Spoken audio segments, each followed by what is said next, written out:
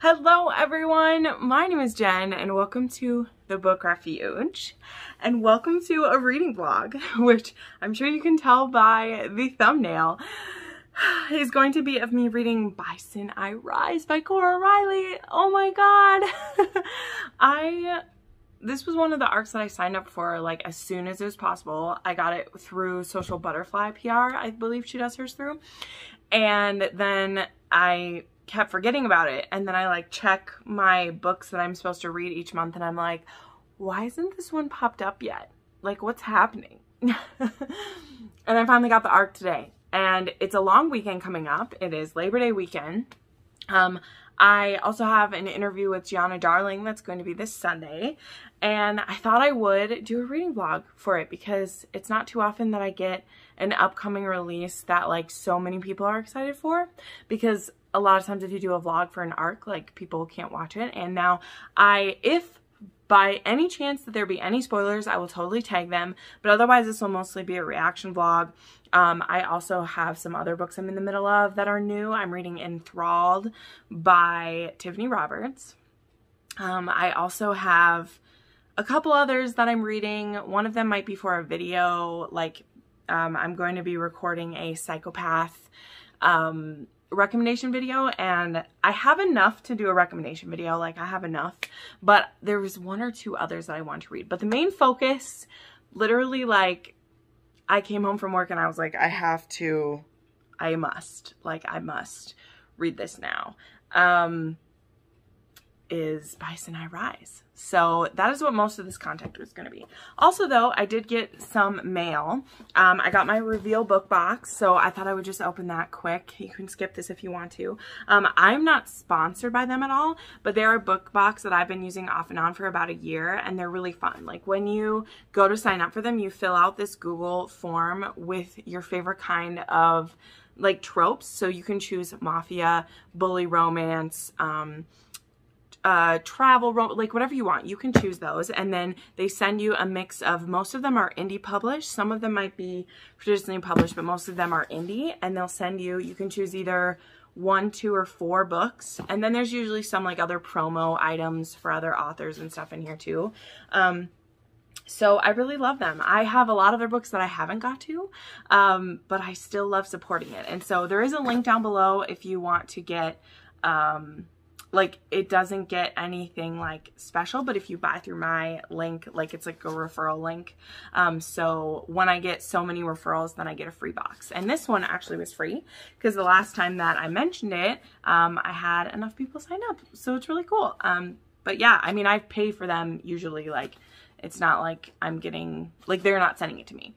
And anyone can use that referral link. Like once you've signed up and paid for it, you can then use that referral link too, which is how I first started using them. And every once in a while, enough of you try it out and I get a free one. I'm like, eee, I'm so excited. So let's go ahead and see what they got in here. And then I have my dinner cooking, and I will get more comfy. I do need to go to the gym tonight. I do. I had to get to the post office to get this before they close, because we have a 3-day weekend and they wouldn't be able to get in until Tuesday. So I do need to go to the gym, but I decided that I'll go later because there'll be less people there anyway. So I am going to do that. Yeah, I'm going to eat and like start reading a little bit, and then I'll maybe go to the gym at like 8 or 9 once my food's digested. But anyway, we're opening this. See, it always looks so cute. It says it's not hoarding if it's books. Yes, I love that quote. Let's see what we got. Ooh, this is some tea. That's fun. Organic Assam. That's fun. There's usually just a couple little things. Here's a little notepad. Throw kindness like confetti. Just some little, I remember these kind of notebooks. It reminds me of like Lisa Frank. Ooh, I'd rather be reading. That is a cute one. I might put that on my Kindle or on one of my notebooks. Oh my gosh, I've been hearing about these. I think, this is what's this series called? The Virtues and Lies by Alexandra Silva. Maybe I haven't. I've seen this like image on other ones before, so maybe that's what I was thinking of. This is Hollis Wynn. Just a cute bookmark from them. I actually love, love, love these like shorter bookmarks. Seriously, I have one in my books like all the time because I don't always like the full length one when I use, like when I read historicals. I literally forgot what they're called. This is Kimberly Knight, Angels and Whiskey. That's kind of cool. Ooh, what is this? Books are medicine. Oh my god, it's a pen. That looks like a pill. That is interesting. Oh, that's funny. Okay, what are the books we got? Wow, some interesting ones. Rebel Roommate by Jeannie Collette and Lauren Renaud. Cool. This one is... Oh, Falling for the Stars. This one is Aquarius. Okay, okay. Oh, and they're always signed too. I always forget that. Growing up, I had one rule: stay away from my brother's best friend. Woo! It was easy to follow. I spent my years avoiding boys on the baseball team, studying hard and saving every dime I could. When I was accepted to transfer into UC Berkeley, I needed a place to live. And my brother had a free room off campus. Win-win, right? Except that best friend I was determined to stay away from is now my new roommate. Oh my god, I'm so excited. I was a little nervous by the cover of this, but now it's a forced proximity brother's best friend. I'm here for it. The boy who was once the bane of my existence with his constant teasing is now a drop-dead, gorgeous athlete. He's the life of the party, but I can't have fun. According to Wes, no guys are allowed to talk to me.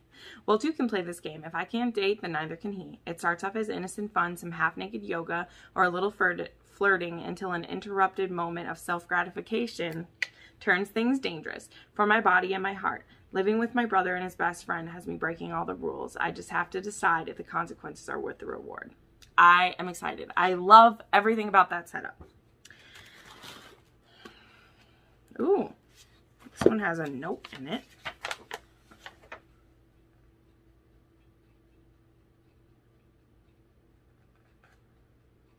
Okay. Pin on Ridge, Hearts Don't Lie by Sutton Bishop. Ooh, this one they put their bookmark in, and there was also a note which was just about that this is a pretty intense story, it says. So, Hearts Don't Lie. Can a person find their true love at 16? Hardin Ambrose knew he had found his soulmate when he was a high school soccer phenom. McKenna Mac Vesley was sunshine to his soul, the girl he never dreamed existed, the person he didn't know he needed. Mac has never forgotten the boy she gave her heart to, the boy who changed her life forever. Hardin was all her dreams come true. 12 years ago, under the steamy Illinois sky, they planned their forever together, but forever never came. 12 years later, Hardin still searches for his Mac, the girl who slipped away. 12 years later, he has the chance to grasp forever, for hearts don't lie. But after all this time, does Mac want the same? Okay, so, couple intense things right away hitting me. I don't really love time jump stuff like that. Like time slip there is difficult for me. So I think it depends on if we're starting at current time or if we start in the past. Those are difficult for me. But this is cool. Wow, there are some pretty ones in here. What is this? Words for Nerds, All Geek to Me by Allie York. Look at this cover. Wow. Okay. I, Norlai Reynolds, led the ultimate nerd life. I own a comic shop, have a great group of geeky friends to work with, and wear a different cosplay every day. Since inheriting the family business, I've had no time for a personal life of my own, even if hosting a speed dating event makes me wish otherwise. I, Wyatt Collins, lead a hectic life. As a single dad, I've only got time for two things: raising my son and being a cop. Ooh, yay, I'm excited. I wasn't looking to cuff myself to anyone. Then I crossed paths with a nerdy comic shop owner who made me think twice. Things are great until a little self-doubt has Norley wanting to run away. Okay. Words for Nerds. Oh my gosh. This one has a sticker. I love that there is stickers in this one. Wow, that is really interesting. Wow, there's not the best formatting I've ever seen. Like, it's super tiny with very, very big outside, but I'm intrigued by the premise though. That's great. Okay, and then the last one also has a cartoon cover. And it's called Crushin'.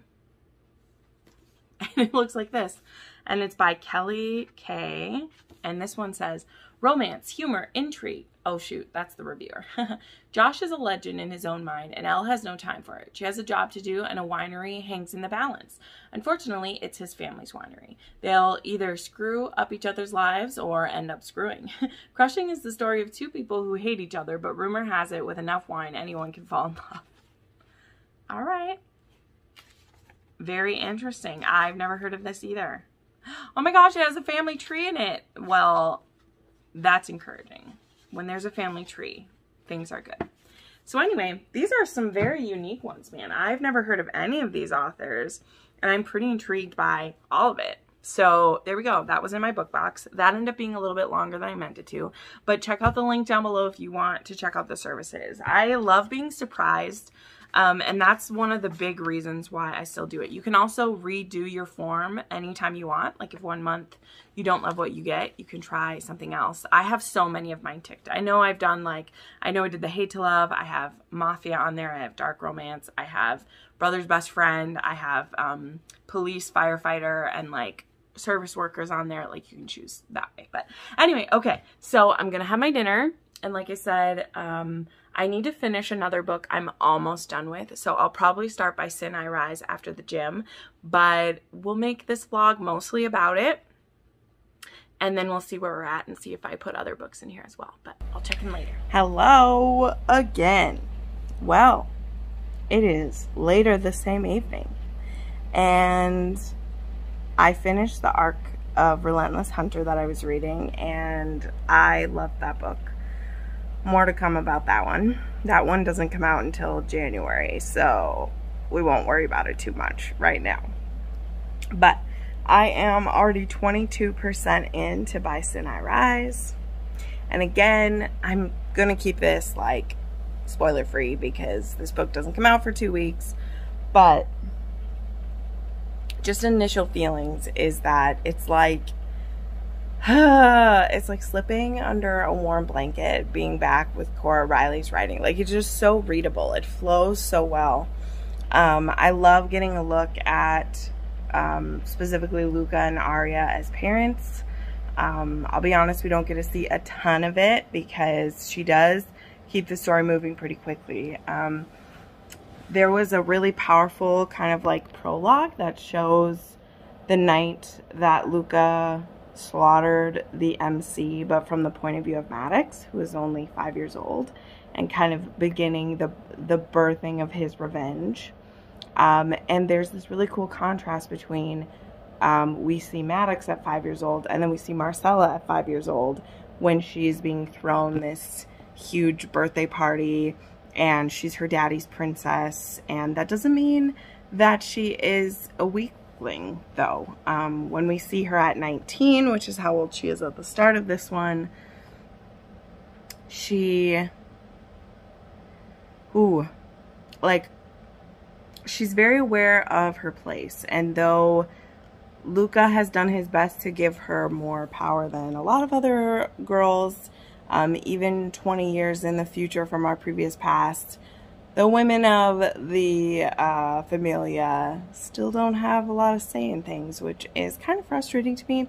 I'll be interested to see how it is when we see other couples, specifically the Kimura kids, because I think that things are going to be a lot different in Vegas than they are in Chicago and New York, as they usually are. Because Ramo doesn't give a fuck about convention, and it's why I love him so much. But anyway, sorry. This is not about Ramo. Let's not talk about that. I always want to talk about Ramo, but So I'm very interested. I try to look at this book as well from the point of view of someone who will maybe be new to the series, because this may be a place where some people may choose to pick up the series for the first time since it's the beginning of, something new. And we'll have to see, but it is a very basic trope set up for kind of a mafia thing, even though this is MC meets the mafia in this particular one. There are a lot of kidnap the daughter of our enemy. That's very basic setup for a mafia book. And then it's either captor captive or a forced marriage or something. This one, I don't know what we'll end up doing because Maddox is not like in charge of all of this. His uncle is the president of the MC. So I don't know how much power Maddox will have over her and like what that's going to look like. So we shall see. Also, there's my Outlander books. Those are pretty. Anyway, that is all I will say. I am going to binge this tonight, so I'll keep checking in as I go. I'm already 22%. It's 9 o'clock. We'll see how tired I get. I'm sitting in my chair instead of like in the couch laying down, and I'm drinking some caffeine. Because apparently I'm already tired as fuck. Okay, that's enough. Okay, we'll talk about it. Still in the same position, but it is like 2 hours later. I'm now at 60%. Things have escalated. Things have gotten a little bit spicy.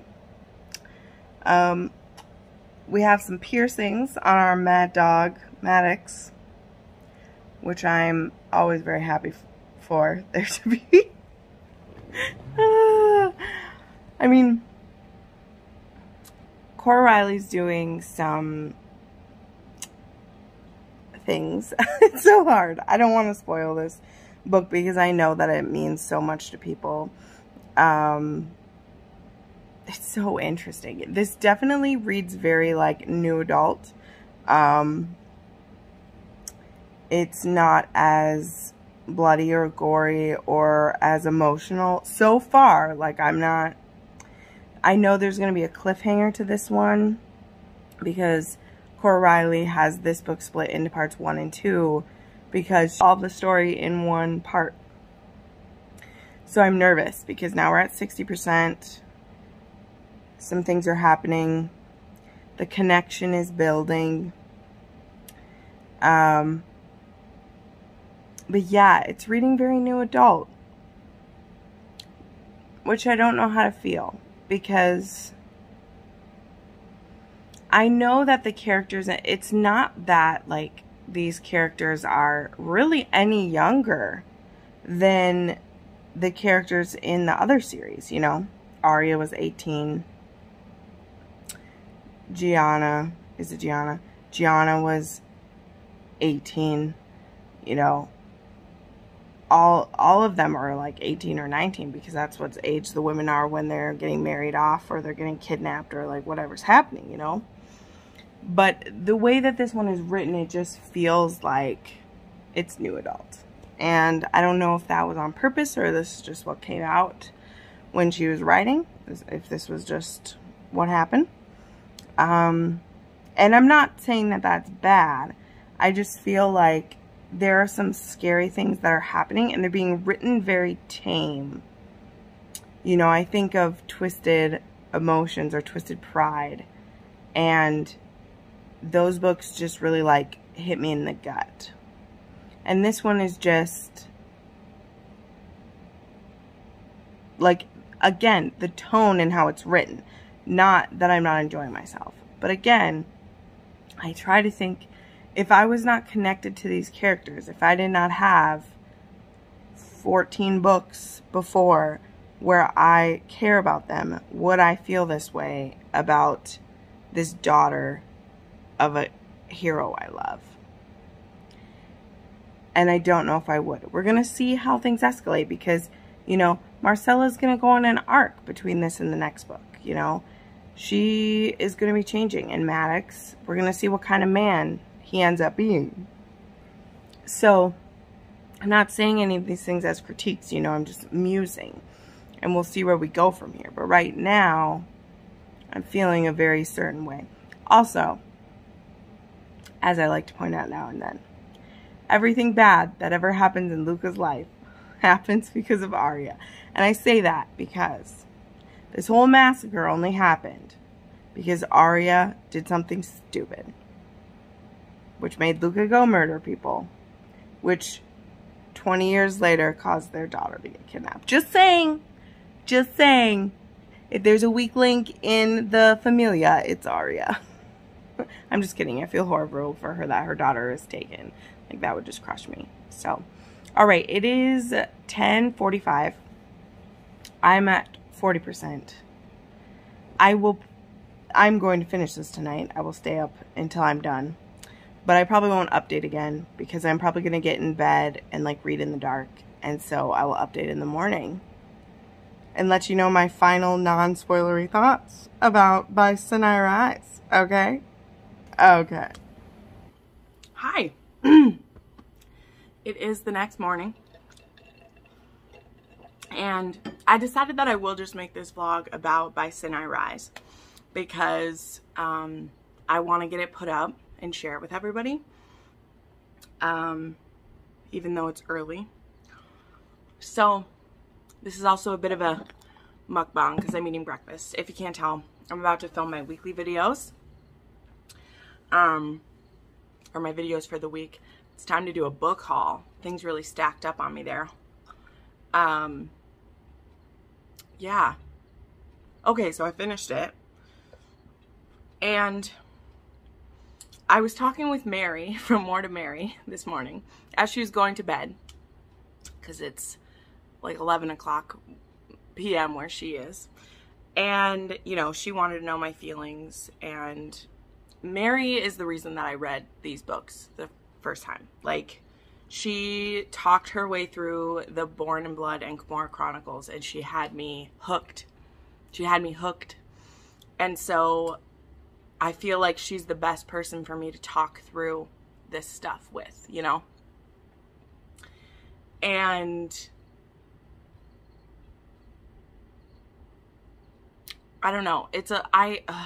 I don't want this to be like I'm disappointed. So the way she told me I should tell it is how I'm going to do it. This is part one, and I probably mentioned that already. Cora Reilly made the decision to split these into two pieces, to two parts. Whether I think that was necessary. Personally, I would always rather just have a big book.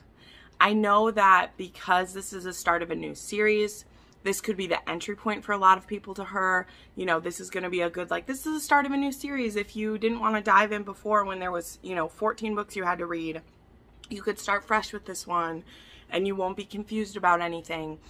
Maybe she didn't want to make it a 700-page book. I don't even know. I don't even know how many pages this book is.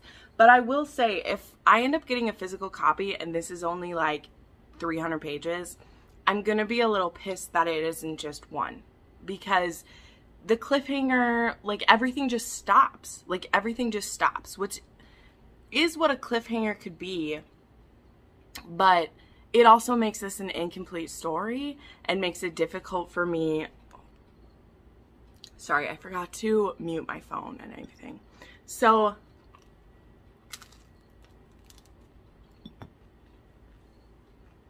because it's an incomplete story,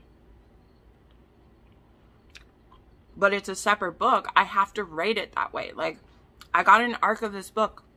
I have to write a review. I have to give it a rating. And it's not great. Like, this is a 4-star book for me. Once we have part 1 and 2, this might be a 5-star book for me.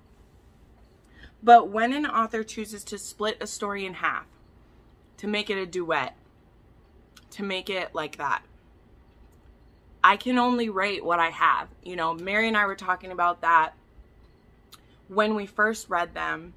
We binged them. Specifically, she was talking about herself, but I did the same thing. Like, when I was reading the stories, I binged them. So I didn't have to wait for story, you know. It was available to me to keep going. And there's a kind of like high that you get when you're just binging through a series that feels good and fun to do that.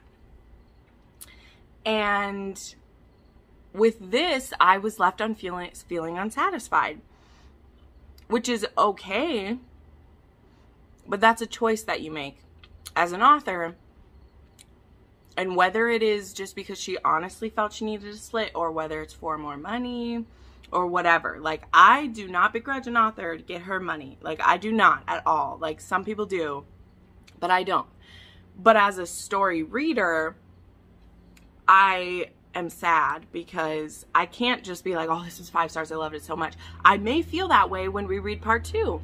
When I get part 2 in my hands and I can see the whole arc of it and I'm like, wow, this was really great. But as a part 1, I'm left unsatisfied, and this is a 4-star book for me. And I also said this to Mary.